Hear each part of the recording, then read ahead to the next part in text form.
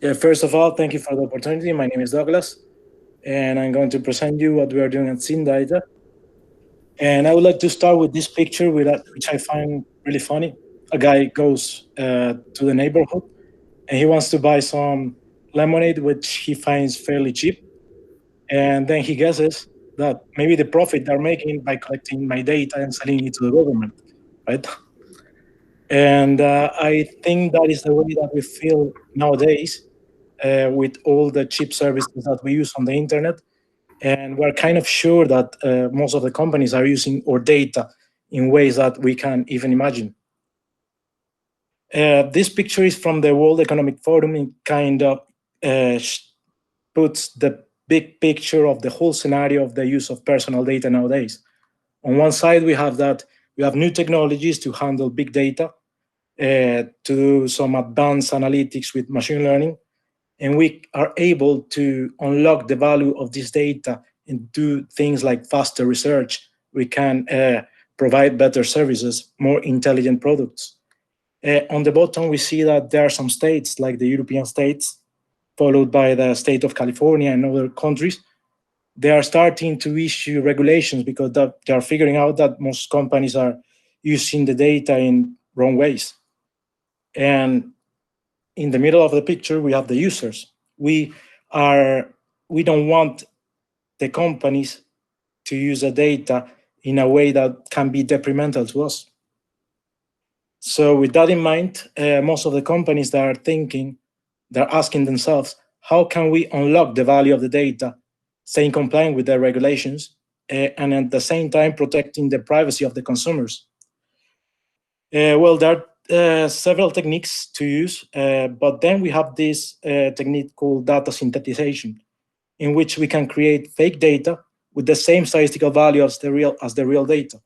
And with that in mind, we can use the data without any restrictions of the regulations. And that is what we have been doing with SynData.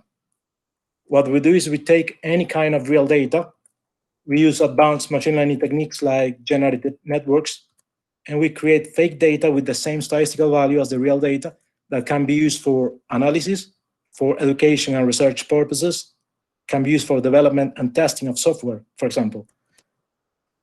Basically, what the user can do with our product is load their data, and they can use a user interface to generate as many rows, as many samples of data they want. So they can create fake data with the same statistical value that they can use without any restriction. So with that in mind, before going to more details, I would like to present the team. You see me there at the bottom. I'm the data scientist.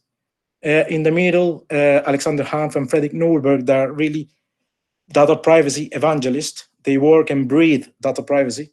And on the top, you see Matthias Ruppol and Hannes Joblat. They have very, very good connections in Sweden that we have been using. I'm going to skip this slide because of time, and I'm going to the next one. Basically, what I want to say is that we are kind of aware of the situation in the market. We have seen that there are some countries where some startups are trying to do the same thing that we are trying to do. For example, Germany, in the UK, in Austria. But in the Nordics, in Sweden and in Norway, for example, it's kind of a greenfield. And that is where we are trying to use the team network. And we have reached some potential very good customers in different industries. So since the beginning of the year, we have been working, but we started officially in June 2020, just last month. Last week, we started, our first intern started working with us. And we have been networking and showing the product to very good potential customers. By next year, we want to be building a scalable platform so that we can reach more customers more easily. So basically, our finance or revenue structure is going to be based on product licenses, support, and consulting. The main cost, which we want to maintain fairly low, based on a lot of research and development. We want to do a lot of master theses and internships, so that we can reach a break-even point in between 6 to 8 months. So yeah, that's all. Thanks for listening, and I hope you have very nice questions. Thank you very much for the presentation. Great within time as well. So let's move to some questions, starting with the jury. I see Karin unmuted herself, so I guess you want to start. Yes, I have a question again. Thank you for the presentation. In your presentation, you mentioned that in a lot of Western countries, there are already a lot of companies doing the same thing as you are doing, and you are focusing there from the greenfield in the Nordic countries. Do you plan to, when you have conquered the Nordic countries, to also go to the other countries in Europe? And if yes, what is your competitive edge then? Yeah, of course. First, I want to just mention that there are not many companies in other countries doing the same thing. There are a few companies that we have seen. For example, in the UK, we have seen probably 3 startup companies. They just started in 2019.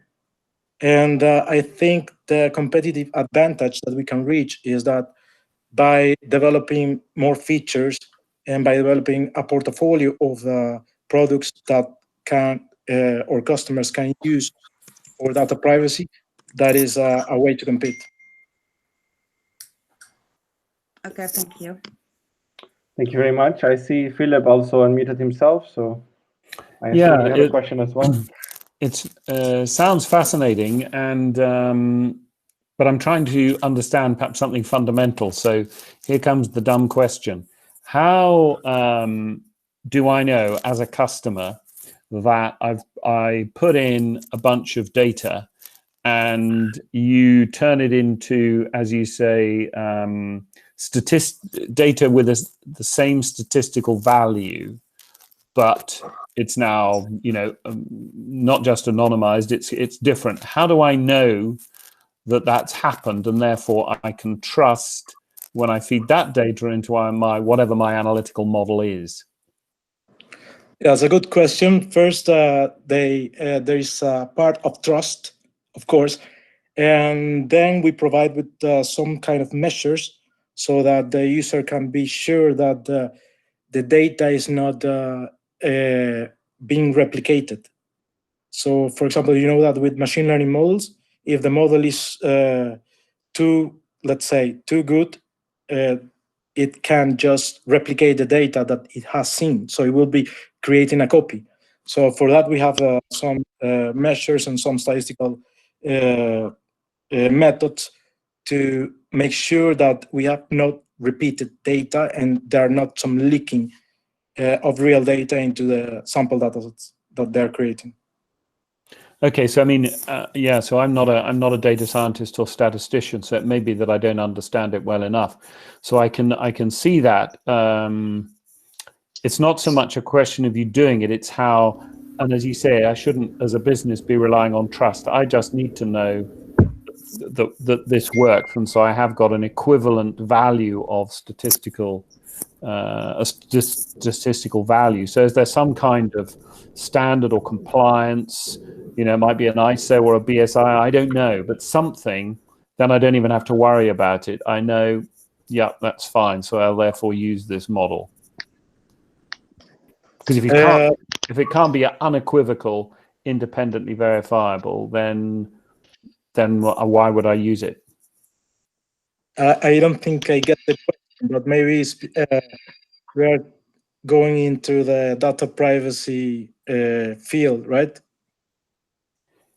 Yeah, I'm simply is this term of producing something, creating fake data with the same statistical value as the original data set that I provided, which I shouldn't process because privacy wouldn't be protected. So you've got a solution for providing that privacy, but how do I know that what you produce and tell me is fake data and of the same statistical value really is of the same statistical value? That's what I'm trying to understand. Yeah. What's the kind of independent benchmark of that? Yeah, I guess I get the question.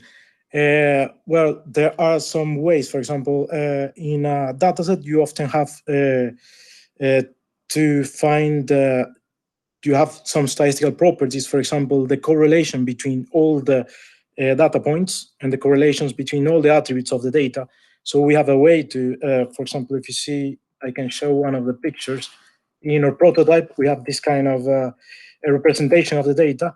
The one you see in the middle and also the fake data is kind of a representation of all the attributes of my data. So those are correlations between all these attributes. And the idea is that the fake data should have a similar representation. So all the correlations should be similar as the original data. And that is what tells you that the same statistical properties are preserved. Apart from that, you can also compare the distributions between each one of the particular points and be sure that the statistical distribution of each attribute is the same in the real data and in the fake data. Thank you very much for the elaborate answer. As you see in the middle, the user interface that we have, we show the kind of an overview of the fake dataset compared to the real dataset. We also have a section for the distributions of each one of the attributes. And then we have a section for all the correlation that shows the kind of general picture of all this correlation between all the attributes of all the data. Okay, thanks a lot for the elaborate answer. Unfortunately, this means that we don't have time for any further questions, but I don't see any in the chat, so I think we should be okay. Thanks a lot for taking the time to present and explaining all the details.